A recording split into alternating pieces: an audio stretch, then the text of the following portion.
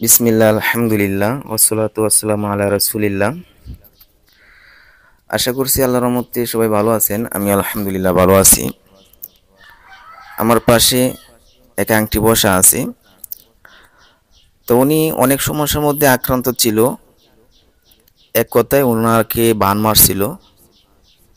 তো ওনার অবস্থা কেমন ছিল ওই সময়টার মধ্যে, কেমন অশান্তি ফিল করতো, কেমন কষ্ট ফিল করতো, এবং যে যন্ত্রণার কারণে আমাদের কাছে আসছিল, তো এই বিষয়গুলো আমরা ইনশাল্লাহ এই মুহূর্তে ওনার কাছে জানবো।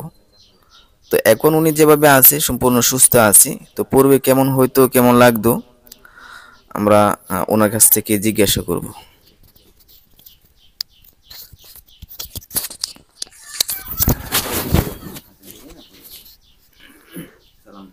আসসালামু আলাইকুম।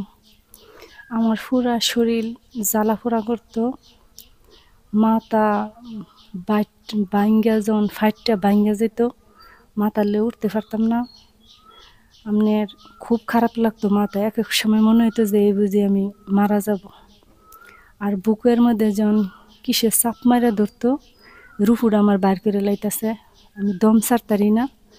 এই নিঃশ্বাস একটুকু ছাড়লেই আবার বন্ধ হয়ে যায়, আমি পুরা নিঃশ্বাস ছাড়তে পারি না। রাতের 12টা থেকে শুরু হয়েছে, পরে এরকমভাবে 2-3 ঘন্টা গেছে, মারাই যাইতেছি। পরে শ্বশুরে নিয়ে জায়গায় আসছি, আমার জারছে, পানি ফোড়া তেল ফোড়া দিছে। ইনশাল্লাহ আমি এখন একদম সুস্থ আছি।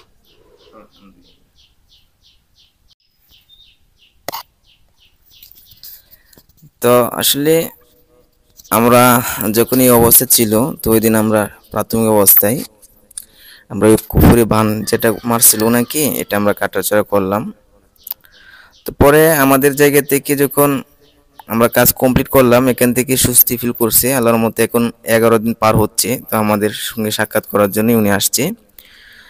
তো আমরা তার কোনো তাবিজ করে দিছিলাম আপনারে? জি না। কোনো তাবিজ করে দিছি? জি না। কোনো টাকা পয়সা চুক্তি করা হয়েছিল? জি না। আর আমাদের মাধ্যমে আপনি কখনো বিভ্রান্ত হয়েছেন? জি না।